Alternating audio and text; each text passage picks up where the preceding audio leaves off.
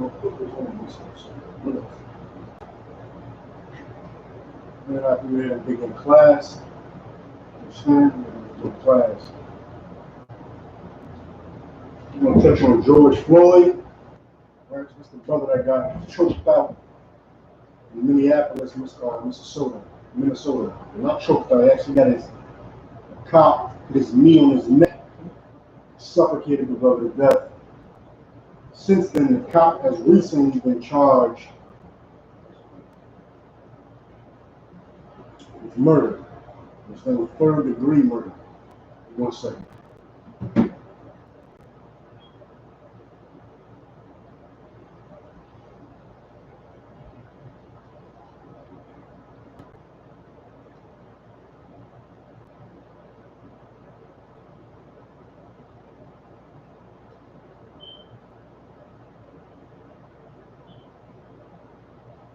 One second, right now. I got y'all.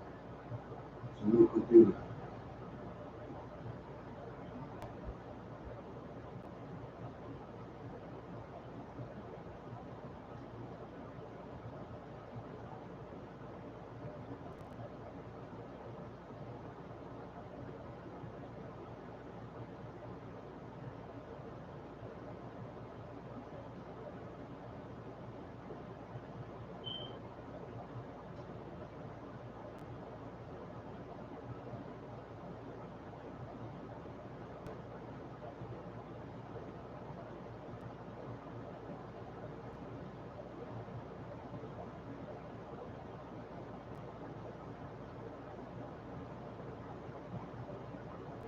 All right, so like I said,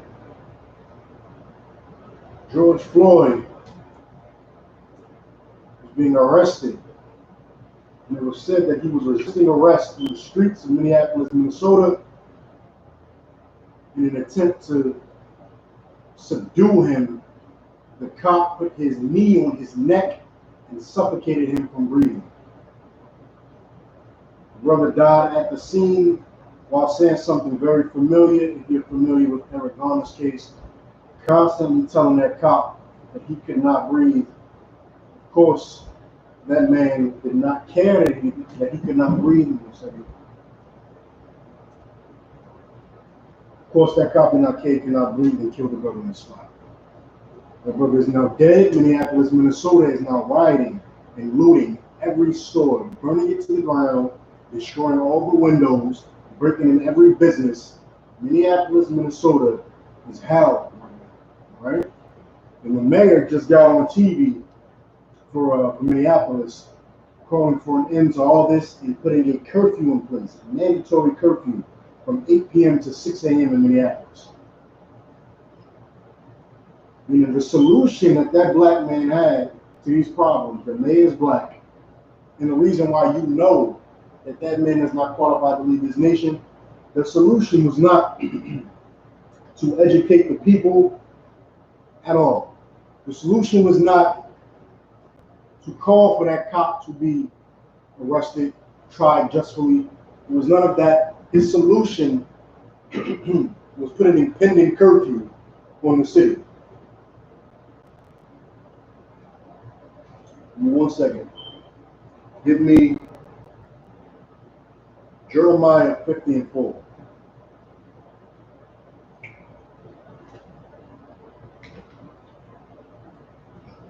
I'm going to air this out. I don't know, I can teach some class. I get on the cough rate. You have to air this out.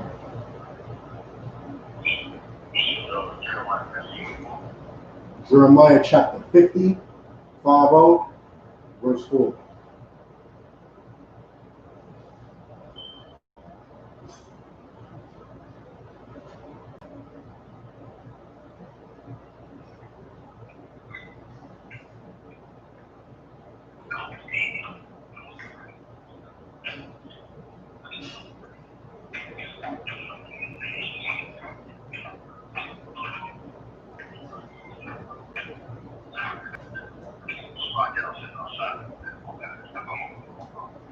What's that?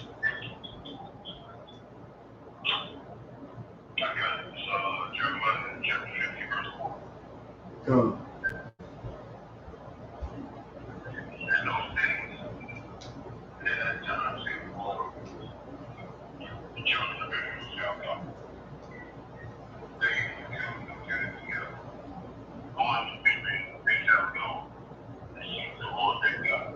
In those days and in that time, saith the Most High, the children of Israel shall come, they and the children of Judah together. So that's all the blacks, Hispanics, and Native Indians. If you look at Minneapolis, there's just a large, diverse population in Minneapolis. Right? And as the scripture says, they, the children of Israel, and the children of Judah. So it's only making a difference because why? Why is it saying the children of Israel and the children of Judah if the children of Judah are Israel? Why is it saying that?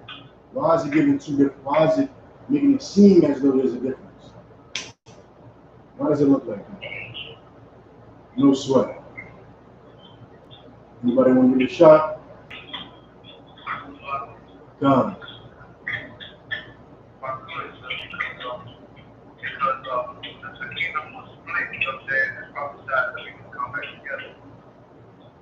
Exactly. When the kingdom was split, the northern kingdom, southern kingdom, the northern kingdom was referred to as Israel, the southern kingdom was referred to as Judah. All right? So many times in the scriptures, you'll see the children of Israel, you'll see children of Judah, you'll see them come together, you'll see Israel referred to as Judah, you'll see all of us referred to as Israel. We, of course, are all Israelites, we're all the nation of Israel. It's just a way to refer to the fact that we were separated at one point by kingdom. Never by nationality, never by race, never by bloodline, but we were separated by kingdom at one point, all right? So us, black people, Hispanics, and Native Indians will come together. We will be going and weeping. We will go and seek the Most High power. Let me tell you something, brother. They had that put, if you watch the video, I can't watch that video too many times myself. I'm not good with stuff like that. I cannot watch that video. You know what I'm saying? I was showed the video on Instagram before I knew that it was going to be a large national case. I figured this was just one of the many times where the police killed a brother, right? I did not know this was going to be a national case. It's turned national. And when I seen it, I immediately turned my head. I showed the video, said, look, I watched 2 seconds, I realized it was a brother's face being driven into the ground, and that cop's knee on his neck, and I looked him in his face, and it was just straight. There was no emotion. There wasn't anger, there wasn't sadness, wasn't grief, wasn't happiness, wasn't joy. His face was plain. And I looked at that, it angered me more because him killing you, there's nothing for him anymore. You understand that? Trayvon Martin was like the taste, the re-salivating taste. They went national, right? They were killing young black and Hispanic men and women in between the times of Rodney King, in between Rodney King and slavery. They were always killing blacks and Hispanics. The difference is Trayvon Martin made police killings a national issue, right? And it happened in the middle of what? You see if you can catch what I'm saying. It happened, Trayvon Martin in 2012 became a national issue. What made his case so different from a brother who got killed 2 weeks before him, a year before him, brothers who've been getting killed since Rodney King, after Rodney King? What made his case different and go national at that time in 2012? I just want to take a quick shot at it, sir. I think it was around election. 1 second, Adania. Say it again, Abaya. If I'm not mistaken, it was around election time. It was around election time. 2012 was an election year. That is not why it went national. Is that why the president addressed it? Yes. But why did it go national? I'll give you a hint. It could have been 2008 when he got killed, 9, 10, 11, or 12, and it would have went national. Excuse me, 9, 10, 11, or 12. Why would it have gone national? What happened? You voted an African in office who they believed was black. So the moment that Trayvon Martin was killed, we looked to that African man to bring down swift and quick justice on that heathen that killed that brother. That heathen wanted to play cop. How do you know he wanted to play cop? The brother that got killed in Minneapolis, he was murdered by a cop. He was suffocated to death by a cop. That man in Florida, Zimmerman, wanted to play cop. He wanted to pretend he had a badge and he could murder and nothing would happen to him. He could kill the people he hated, the minorities, the blacks and Hispanics, the race of God. He could kill them and get away with it. He wanted a badge. The reason why that case went national is because we had a supposedly black president in office, and we looked to him for answers. And he did not happen. We cried and we cried. Read it again. Read the end of verse 4. They and the children. The middle of verse 4. They and the children. They and the children of Judah together, going and weeping, they shall go, and seek the Lord their God. Going and weeping, they shall go and seek the Most High their power. Going and weeping. Trayvon Martin's case had to become national. Who you thought was black had to deny you on national television. Hundreds more black and Hispanic men and women had to die at the hands of these corrupt police officers, of this corrupt government, of this disgusting society. Hundreds of more, thousands of more of us had to die at their hands before we go crying and weeping to the Most High power. Right now, it's just the beginning stages of what will still snowball into something far worse. They think that the destruction of Minneapolis is the worst thing that could possibly happen. It's the worst thing black people could do. It's just horrible. And us as black people, we believe what? We're doing something. We believe that rioting and destroying our neighborhoods is doing something. Did it do more than voting? Of course it did more than voting. Does it do more than sitting at home and smoking your weed and being on the damn internet? Of course it does more than that. But what doesn't it do? It does not save your people from the next cop who wants to murder the next black man. Read that last line one more time. They shall go. They shall go and seek the Lord their God. They shall go and seek the Most High their power. If you do not want to die like George Floyd, Salakia, you need to change your lifestyle, or you will be the next death. You change your lifestyle, or George Floyd will be you. You will be the next story that we bring out in an I.S.U.P.K classroom. You will be the next story that CNN is broadcasting on their nationally televised news screen. You will be the next story. You cannot eat pork, shrimp, crab, and lobster. You cannot smoke weed and sell crack and sleep with whores and pop pills and get shape-ups and do anything that God said you can't do and celebrate holidays. You cannot do any of that and expect to live. What that brother experienced was hard. He was definitely a sinner, and he definitely paid for his crimes. That much is understood. The world knows that. The world considers every black man a sinner, so of course the world knows that. Here's the problem. The white man should not be our judge and executioner. The police should not be our judge and executioner. Those people in blue with a badge, or depending on, I think they wear blue pretty much everywhere. Those people in blue with that badge do not deserve to be the judge and executioner for blacks and Hispanics. That man has done nothing in the eyes of the Most High to deserve that title. The reason why he is given that power over you is because you refuse to serve God. So God sent a man who has been blessed with war and killing and a sword to come and reign over you with law. Right. He sent a lawless, unlawful beast who knows no compassion to reign over his people we love so much, because as evil as the white man is as evil as we've been to the Most High. Read the next verse. Verse 5.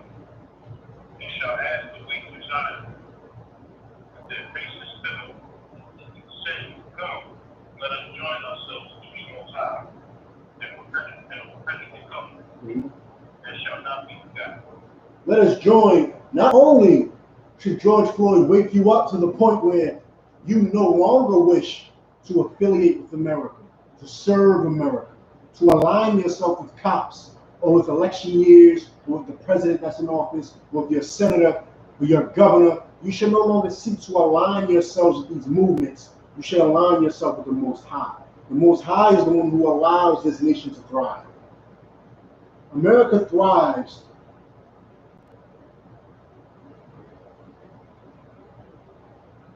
America thrives because the Most High allows it.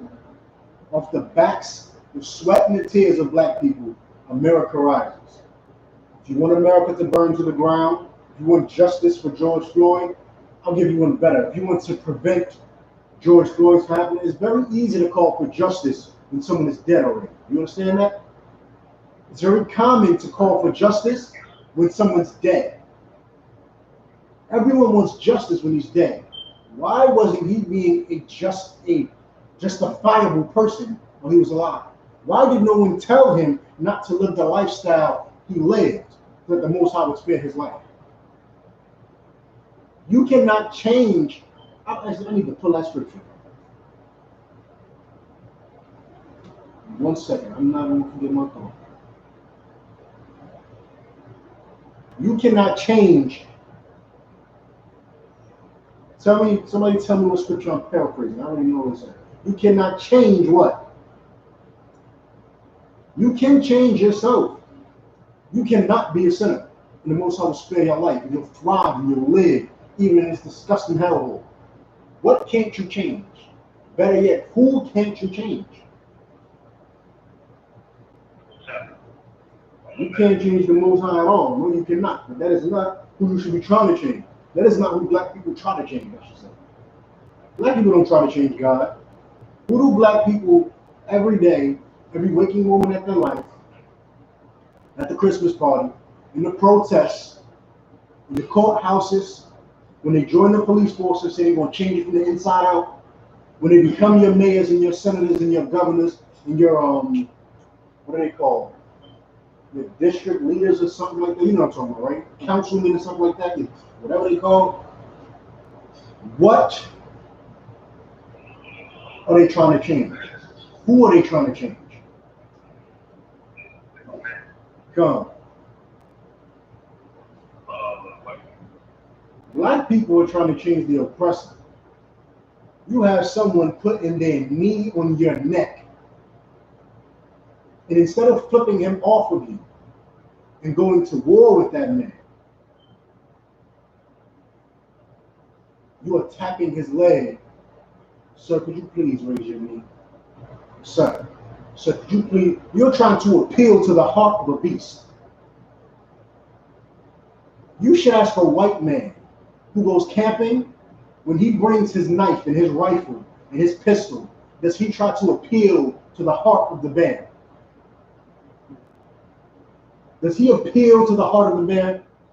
When the bear smells his food, and the bear has rage in his eyes, and the bear is charging his camp, and the bear is threatening of harming his family, does that white man appeal to the inner bear? Does he appeal to the inner teddy bear that's inside that bear? When you attempt to appeal to the insides of your oppressor, you are saying that I know he is a murderous beast with no compassion, the likes of which has never been seen, and it will never be anyone worse after him. I know this is this man, but inside of him, he is like cotton candy, and I just got to reach that cotton candy middle. That is what you were saying when you tell a black man, when you rave about you joined the police force to change it from the inside out. You joined the military to fight for your country. It's horrible what happened to George Floyd, but we cannot riot. You can't be mad. You can't, it doesn't change the good white people.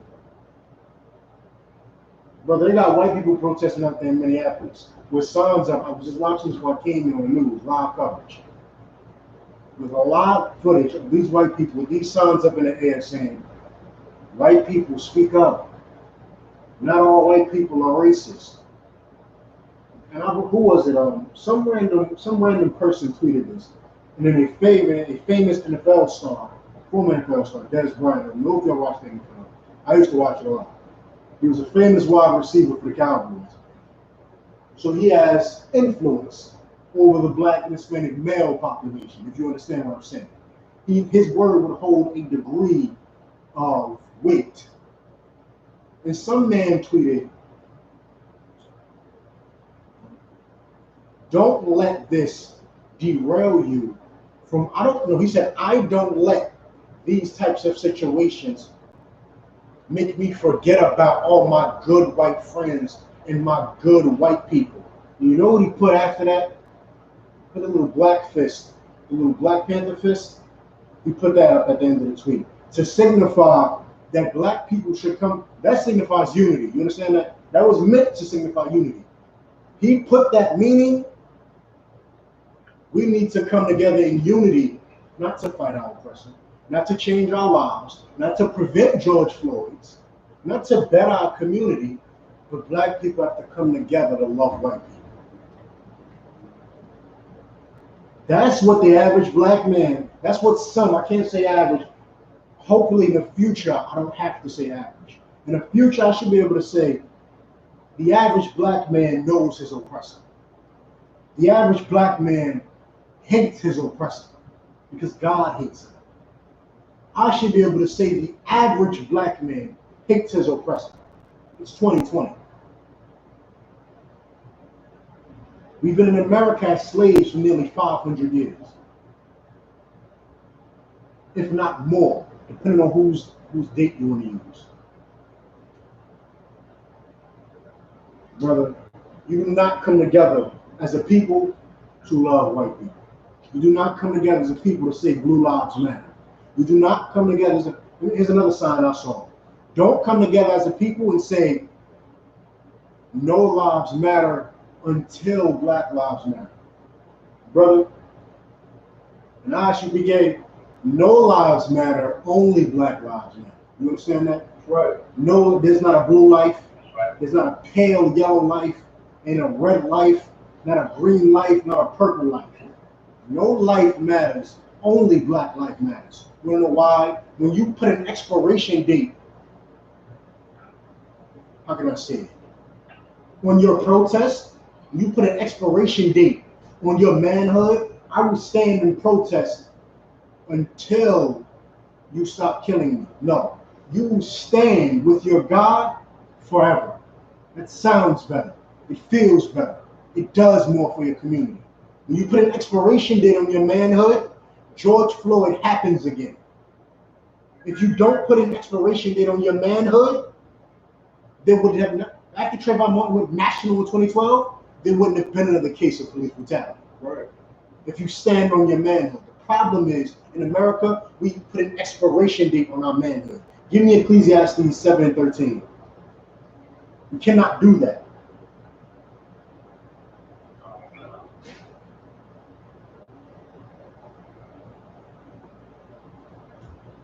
Now, give me that right back.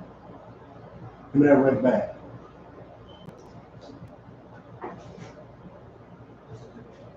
No, the red computer back.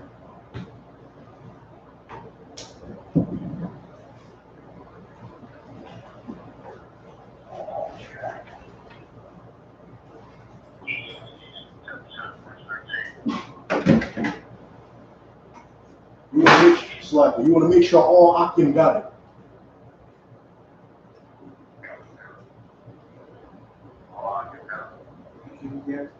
Ecclesiastes 7:13.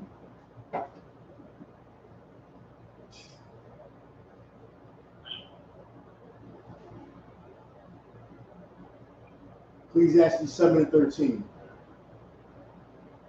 Come, you get to pick it up.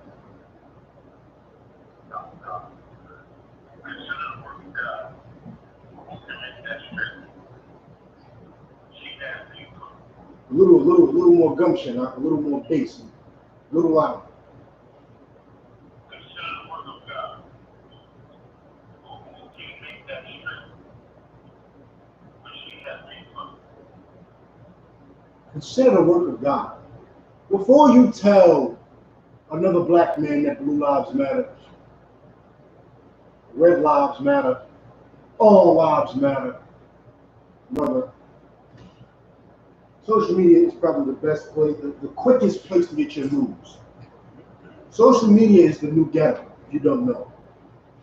If you haven't found out, social media is the new hood, the new neighborhood, the new black neighborhood. If you don't believe me, news travels very fast in the hood, is it not? I found out about George Floyd on the internet, on Instagram, before a news story ever showed anything. Because there was a sister there filming what happened, and she put it up instantly. Also, on this internet, on this social media, there is a white woman. Of course, there's millions of white women, right? There's a white woman on that social media saying, I fear for my sons' lives too, because my sons have to grow up with everyone looking at them like they're the enemy. You are the enemy. If you were not putting your knee on the necks of innocent black men, no one would look at your son sideways. That's the issue here. A white man does not walk up and down America fearing for his life. As much as that woman is bantering and pandering for sympathy, a white man will never and has never walked up and down America scared for his life. But they will. There will come a time where the oppressor, where the murderer in this earth will become the hunted. The ones who choose to be lawless and murder without a cause and not obey God, there will come a time in this earth where they will become the hunted ones. And an innocent black man will not need to be hunted down for standing on the street corner. You will not need to be hunted down because you have a hoodie on with Skittles in your hand, because you owe child support.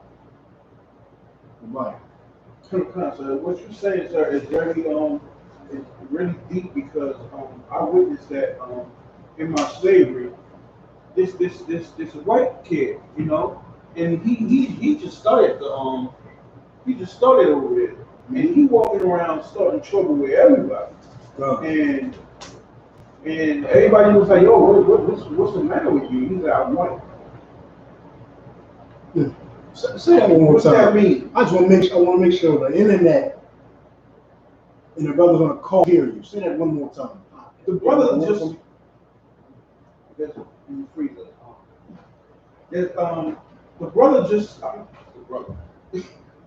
the white boy just started as a slave. And if you see the white boy, we could fold this guy up and put it in our pocket. Correct. But he walking around here like, you know what I'm saying? Like he got everything set up and starting trouble with everybody. And everybody was like, yo, what is the matter with you? Calm down. Why are you doing this? He's like, I'm white. And we're like, what's that? What that means? I'll tell you what it means. I don't get persecuted for what I do.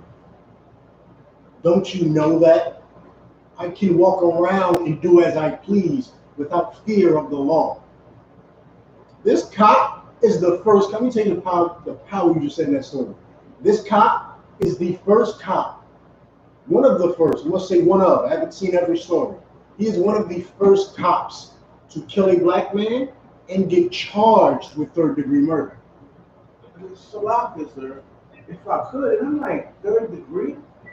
No, that's the proper degree. Huh? First-degree murder means, okay, first-degree murder is I planned to kill you. Stalked you for 2 days, watched your movements, got you. Second-degree murder is it happened in the heat of the moment. I walk in, you walk in on somebody, you're with your wife, you're with your rib, you're one of your ribs. Heat of the moment, you lose your mind, you beat the boy to death. Second-degree murder. Third-degree murder is you had no intent. Now, there's two types of third-degree murder. There's voluntary and involuntary third-degree murder. Both carry different sentences.